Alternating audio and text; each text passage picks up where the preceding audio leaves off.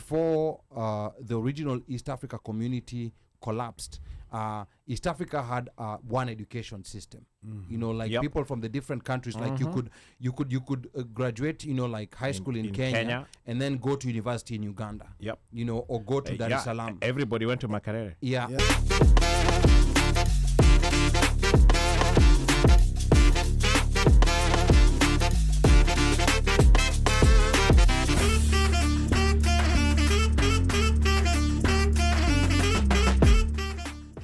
What is the role of the AU chair? That was one. These regional bodies, AU, ESC, most average Kenyans don't even know that they exist. Yes. And don't even know, you know, like how important it is to them.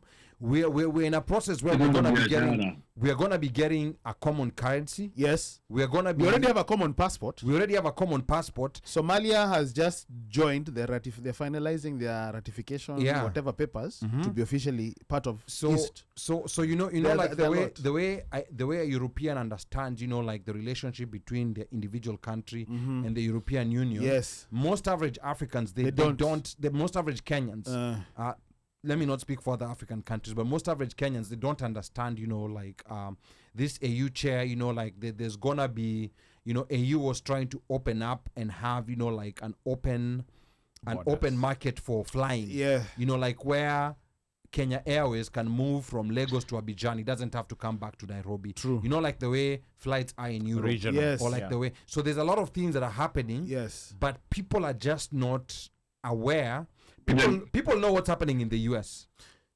People know what's happening to Trump, and you know, they know what's happening in Gaza. They know what's happening in Ukraine, but they don't know what's happening regionally within. That is one. So we need to understand. What most people need to understand is that these families have businesses.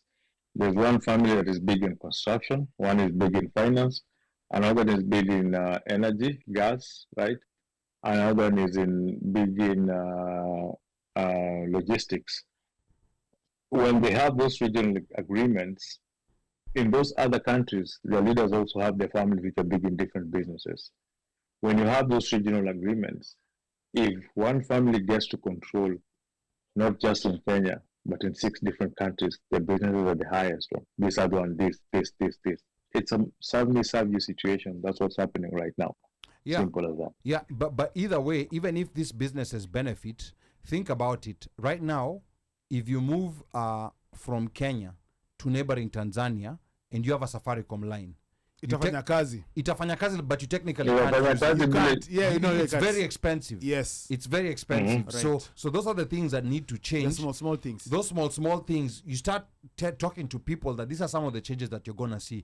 Ukienda kufanya biashara yako Tanzania, you don't have to get a Tanzanian line. You can just go with your same line, and it's gonna work. Because remember, even the US, at some point, you know, like when Kina Omosh were coming here after Kenya got independence, they used to be roaming. People, when you go to another state with a cell phone, you're roaming here to Kupata. Bro, there were no cell phones during Omosh time. There were no cell phones. Thank you. Yeah, there were call boxes. But I think by the time Kina, you guys came, there were booths. You would roam. Like when you're going, you have a cell phone and you're going to somewhere that's farther away from the state that you live, you pay extra. You're roaming. Correct. Roaming was not to another country. Because you had to be within a certain region. Actually, the season when I was here, I remember there are parts of this country where you I just know it was free nights and weekends. Yeah. Upstate New York, you'll be roaming, and that was like in 20. But see, that's where we're supposed to... 14, 15? No, that one was not. That's where we're supposed to progress to the point where if I'm going to Johannesburg or Cape Town, I can still go with my Safaricom line and I will use it just in the same way that I could have used it like I was in Kenya. And I think those are the goals that people need to be made aware. Yeah. Kama ni mkulima unaambiwa mazao yako itapata soko Rwanda, nchi fulani Rwanda na kila mahali. The thing that's what I was saying. The thing is that when these leaders know that their businesses are going to be opening like that, they open this open market for everybody, so that as everybody is benefiting, and it makes life easier. It makes life cheaper. It makes life, because right now in Europe there's no taxes, right? Like if you go to other countries and you're buying stuff, you don't pay taxes. I think only the English are the ones who pay taxes in Europe. Okay. Because so it gets to a point whereby it's easier for you to work, it's easier for you to live, it makes everything easier for the citizenship to live. But Why would you be interested in an East African regional news when most East Africans don't even think about going to the next country? But you see, how many Tanzanians or Kenyans want to go to? And that is why, no, this is addressing the fact of why most people don't know what's happening with regional deals and organizations. There's no that interest. Yes. And I think also there's no interest because there's no information. I was listening to one of the guys who is a sitting representative in that Yala thing. Him complaining that sometimes even when we have conferences or we have even sessions or whatever, the media is never there to cover. And like he was giving an example, like even in Rwanda, the media focuses on whatever Rwanda is doing or has media personnel and persons in the plenary when they're having meetings. In the plenary of Yala, yes. Okay, we're having sessions or yeah. whatever. They have there so people know what's going on. Unfortunately, you were saying the only thing that people want to talk about is local politics in Kenya. Who's doing whatever. So there's also an aspect of media not really covering. So I think also what's important is to also start culturing people to want to know about each other. Before the original East Africa community collapsed, East Africa had one education system. People from the different countries, like you could graduate, high school in Kenya and then go to university in Uganda. Or go to Dar es Salaam. Everybody went to Makerere. Everybody went to Makerere. And I think that is why Nairobi. Yes. And that is why I think depending on what degrees you are doing, you'd come to Nairobi. So in that generation, where the generation of my parents, when they were graduating high school and going to parents, uncles, in your generation, they're actually still very connected, and they know those because they had a similar education system. There was that intermingling after that East African community collapsed. I think it's kind of things like broke the doors down. Yeah, they said the doors were closed and things were separated. Yes, and the new interaction is coming, online superficially through music. Through entertainment, but then there's no real tangible connections like business, and that's why it becomes easy to have phobias of other people because you guys are not you're not trading with each other. You're not talking to each other. You're not doing anything with each other. So I think people have to start being cultured from kids that we are one region.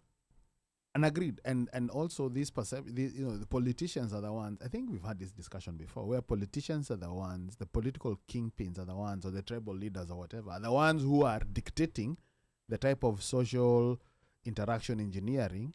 They're the ones who are controlling division works for them. Yeah, it works for them. 100%, and they use that to their advantage. 100%. Yeah. So there was a guy in my high school group. And I was very shocked. The guy was still adamant that this community broke up and it never came back together again. So I was trying to tell this guy, this new EAC has been there since 1999. That's when we got back together again as Kenya, Uganda, and Tanzania. That's when we got back together. Like he was totally unaware, and he was going further and arguing that there's no such thing. So he was still stuck at East Africa community in Idi Amin and the plains. No, so he knew that old East African community. Correct. Yeah, like and I'm like, we do you realize that even your passport says East Africa? We're gonna be having a common currency. We're ideally supposed to be going towards a federation.